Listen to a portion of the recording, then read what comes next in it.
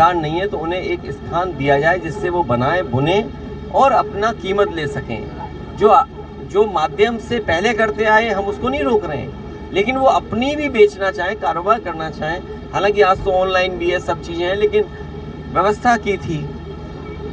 न केवल मुबारकपुर में, भदोई में कारपेट बाजार बनाया एक्सपोर्ट के लिए, लखनऊ में शामियाबाद बनाया, नोएडा में सबसे कीमती ज़मीन दी बुनकर भाइयों को, बुनकर बाजार बनाया। तो इसीलिए बनाया कि इनकी मदद हो।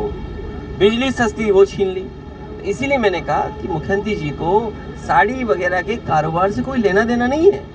बुनकर भाइयों की समस्या का समाधान क्या हो उसके लेना देना नहीं है उनको। उन्हें तो बस नर्सरी याद आती है और वो अपने आप को भूल जाते हैं कि उन पे काय के मुकदमे थे।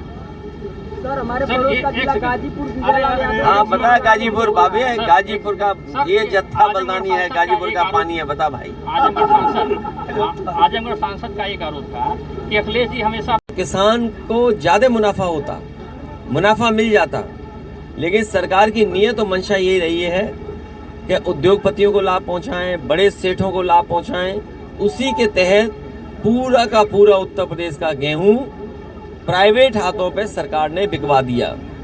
और बड़े शहरों में जब ये आटा बन करके, बिस्किट बन करके या सूजी का आटा बन करके आएगा तो आपको महंगा लेना पड़ेगा।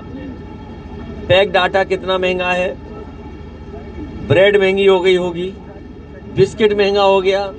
और कई बार मैंने उदाहरण दिया, महंगाई और मुनाफा पार्ले जी से सीखना चाहिए। जैसे जैसे महंगाई बढ़ी है उन्होंने अपना मुनाफा कम नहीं होने दिया। महंगाई बढ़ती चली गई तो उन्होंने पैकेट छोटा करते चले गए। और वो दिन दूर नहीं कि भारतीय जनता पार्टी की सरकार में पार्ले जी का बिस्किट पैकेट लेने जाओगे तो एक मिलेगा, एक का पैकेट आपको मिलेगा। पहले इतना था, अब इतना हो गया। ये सरकार रही तो एक बिस्किट का पैकेट मिला करेगा आपको। तो इस तरह। और बगल में ही ये सठियाव चीनी मिल, ये हमारे आजमगढ़ के किसान भाई आंदोलन करते थे और जब कभी नेताजी या समाजवादी लोग आते थे तो यहाँ पर चीनी मिल की मांग होती थी। अब चीनी मिल सबसे आधुनिक लगी है, उसके जितने भी प्लांट हैं उसके बाद सब आधुनिक हैं। इथेनॉल प्लांट लगना था, बिजली बननी थी, ये जो मोलेसिस निकलता है इसको सही इस्तेमाल होकर के आसपास बदबू ना आती उसका इंतजाम होना था। लेकिन जैसे ही समाजवादियों की सरकार गई सब काम रोक दिया। और सुनने में आ रहा है, सच्चाई आप लोग बेहतर समझेंगे और हम आंकड़े भी निकलवा लेंगे कि चीनी मिल तो बन गई, बकाया है, और अब किसान का दिल भी नहीं लग रहा, मन भी लग रखा है गन्ना पैदा करें। जहां समाजवादियों ने दोबारा गन्ने का क्षेत्र बढ़ा दिया था, बीजेपी की सरकार आई, क्षेत्र कम हो गया।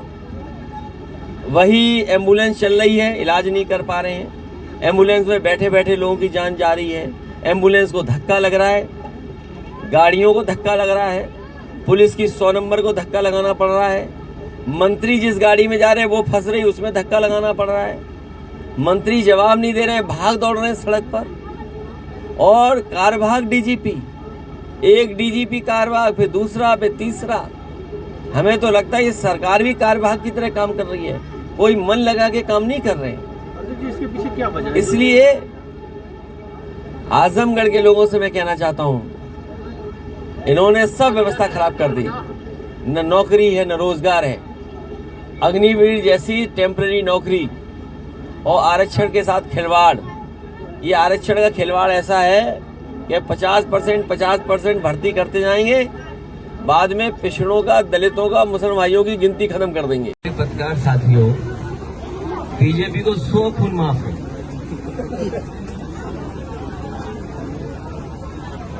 और कोई गरीब, समाजवादी, पिछड़ा, मुसलमान होगा तो बुलडोजर चला जाएगा।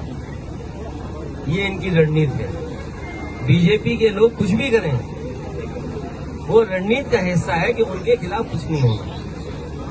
मुख्यमंत्री जी सुबह से शाम तक नगर निकाय के चुनाव में अपराधी, गुंडा, बदमाश, जाने क्या कहते थे। उन्होंने कभी अपनी चार्जशीट नहीं देखी होगी, या जो उनके ऊपर मुकदमे थे वो कभी नहीं देखी होंगे। ये सवाल तो बीजेपी को जवाब देना चाहिए।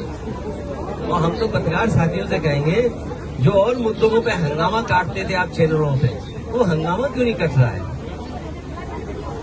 अगर आप ही लोग हंगामा काट दें तो मैं कहता हूं कल कार्रवाई और बेटियों का सम्मान हो जाएगा। सर प्रदेश में कोई